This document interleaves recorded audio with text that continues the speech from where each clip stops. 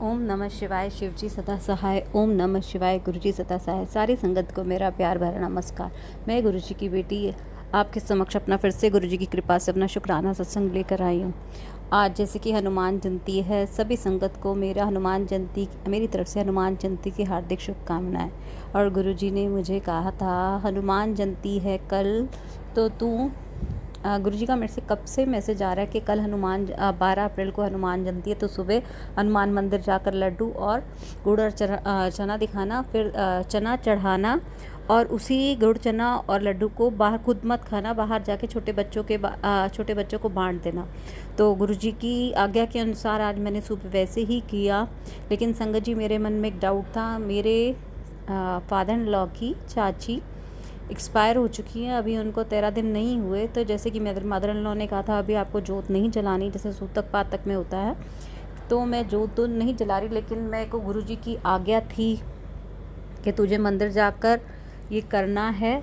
तो मैं गुरुजी की आज्ञा के अनुसार मैं मंदिर में गई और मैंने गुड़ चना और लड्डू का भोग लगवाया पंडित जी से, और उसको बाहर उस मंदिर के बाहर तो मुझे बच्चे नहीं दिखे। फिर मैं दूसरे मंदिर के बाहर गई, वहाँ बहुत सारे बच्चे थे, मैंने उनमें वो बांट दिया और खुद नहीं खाया। गुरुजी की आज्ञा के अनुसार मुझे पता है अब गुरुजी की आज्ञा थी तो मैंने ये किया, क्योंकि गुरुजी खुद ही साक्षात शिव हैं। तो गुरुजी मुझसे कुछ भूल चुकोगी हो तो क्षमा करना। और गुरुजी ने मुझे ये भी बताया कि तू वेडनेसडे और सैटरडे को अपने घर में अपने घर के बाथरूम को अच्छे से साफ खुद किया करो।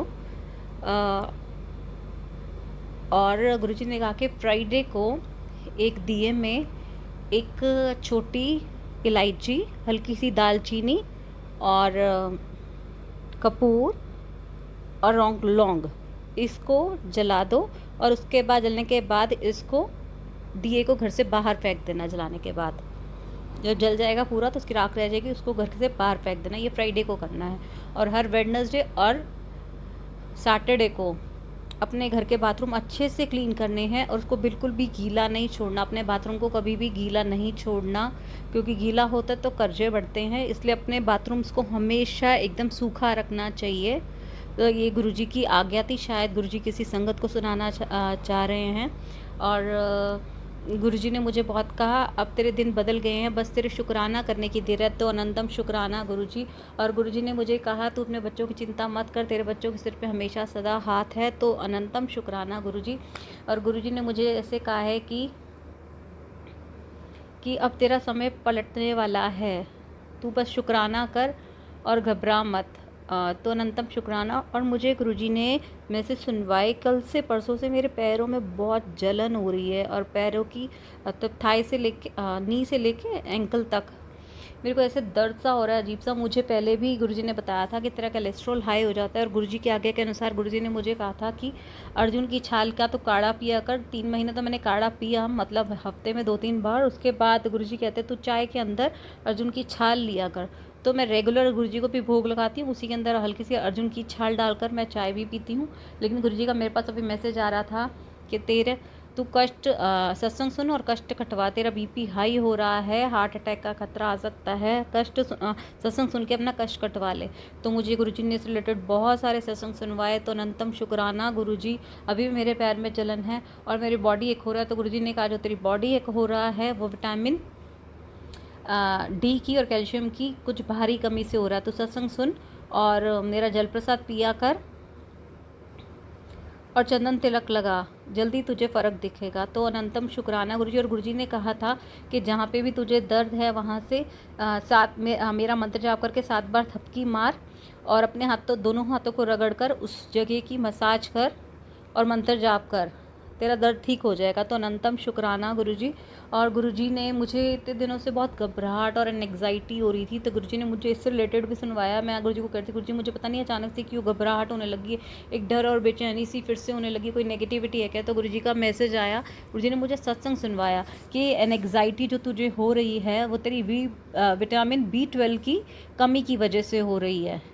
तो अनंतम शुक्राना गुरुजी। और संगत जी, मैं पहले भी विटामिन B12 मेरे पास ऑलमोस्ट मेरा कम होता है, जिससे कि ब्रेन पे भी असर पड़ता है और पूरी बॉडी हमारी वही रेगुलेट करती है।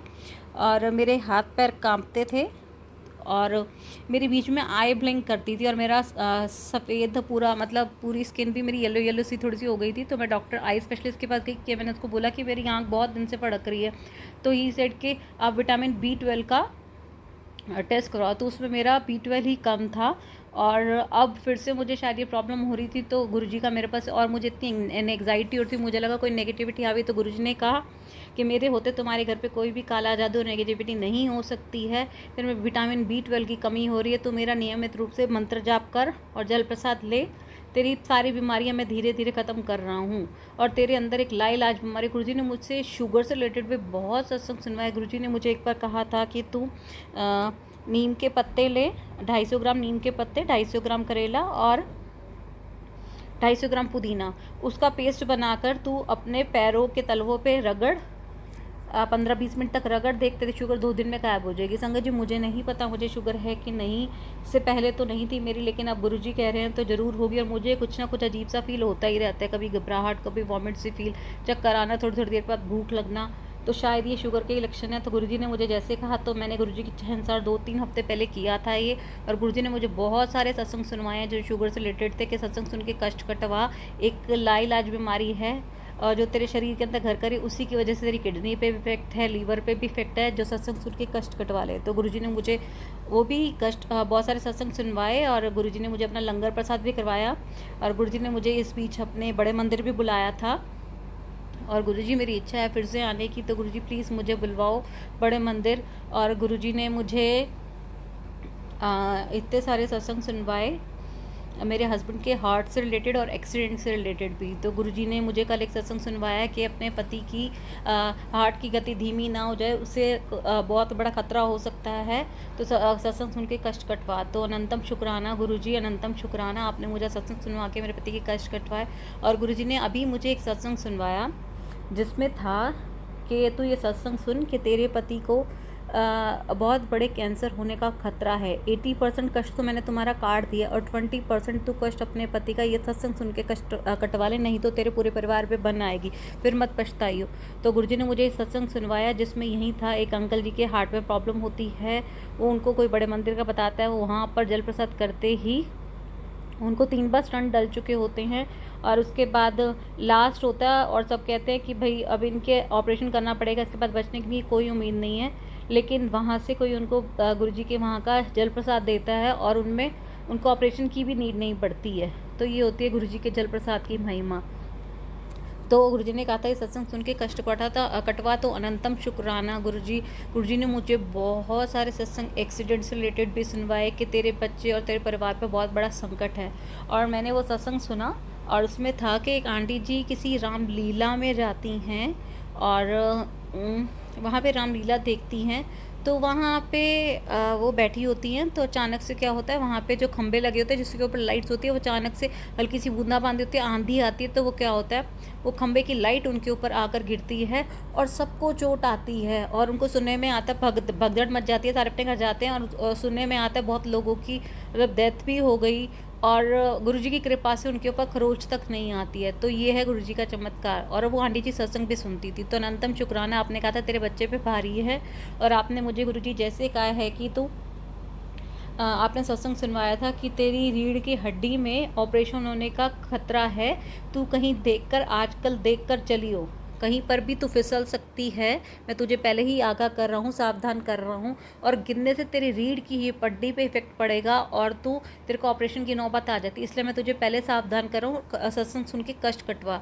तो गुरुजी ने मुझे ये सावधान किया है कि कहीं भी चलना है तो देख कर चल, ये शायद किसी संगत के लिए भी हो आराम, लेकिन और गुरुजी हमारे साथ है। तो गुरुजी आपसे अरदास है मेरी, आप मेरे अंग संग रहना, मेरे परिवार की रक्षा करते रहना और मैं जहाँ भी जाऊँ आप मुझे सचेत करना कि मुझे यहाँ आराम से चलना है। कई बार हम अपनी धुन में होते हैं, तो गुरुजी आप पल पल मेरी रक्षा कर रहे हैं, मुझे पता आप मेरा बाल भी बाका नहीं होने देंगे। तो अनंतम शुक्राना गुरुजी, इससे आपने मुझे रिलेटेड सत्संग सुनवाया कि एक आंटी जी बाथरूम में नहाते नहाते गिर गई थी और उनको इतनी चोट आई और उनको हॉस्पिटल ले जाया गया, तो इतनी ज़्यादा चोट थी तो डॉक्टर ने कहा उनकी रीढ़ की हड्डी का ऑपरेशन करना पड़ेगा, वो फ्रैक्चर हो चुका है और वो 6-7 महीने तक उठ नहीं पाई बेड से ऑपरेशन के बाद भी। तो उनके घर पे फ्रेंड आते हैं 6-7 महीने के बाद, उस सत्संग में गुरुजी ने सुनवाया जिनको रीढ़ की हड्डी की प्रॉब्लम हुई, तो उनके फ्रेंड ने उनको बताया, ये भाभी जी आपको क्या हो गया? तो उन्होंने बताया कि मैं बाथरूम से गिर गई थी, ऑपरेशन हुआ 6-7 महीने, अब तो सिर्फ वो उठ पाती थी, काम कोई भी नहीं कर पाती थी। तो उन्होंने कहा कि आप सब डॉक्टर का चक्कर छोड़ो, आप मेरे साथ चलो गुरुजी के मंदिर। और संगत जी उनमें हिम्मत नहीं होती, लेकिन वो जैसे तैसे गुरुजी की कृपा से गुरुजी के आश्रम में पहुंचती हैं और वो लंगर प्रसाद करती हैं। तो नेक्स्ट डे से उनका पेन कहाँ गायब हो जाता है उनको पता ही नहीं होता, और सब डॉक्टर्स भी हैरान हो जाते हैं। और ऐसे वो मतलब उनको इंस्टेंट इफेक्ट आता है, तो उनको मतलब मेडिसिन की ज़रूरत भी नहीं पड़ती, और सब घर का काम उन्होंने करना शुरू कर दिया था। तो ये है गुरुजी की महिमा। तो गुरुजी ने मुझे जैसे कहा कि सत्संग सुन के कष्ट कटवा ली हो, तो मैंने ये सत्संग सुना रीढ़ की हड्डी से रिलेटेड। तो अनंतम शुक्राना गुरुजी, आप वैसे ही मैं आपका ध्यान करती रहूँ, आप मेरे अंग संग रहो, मेरे परिवार पे हमेशा आपकी कृपा बनी रहे गुरुजी। तो ओम नमः शिवाय, शिव जी सदा सहाय। ओम नमः शिवाय, गुरुजी सदा सहाय।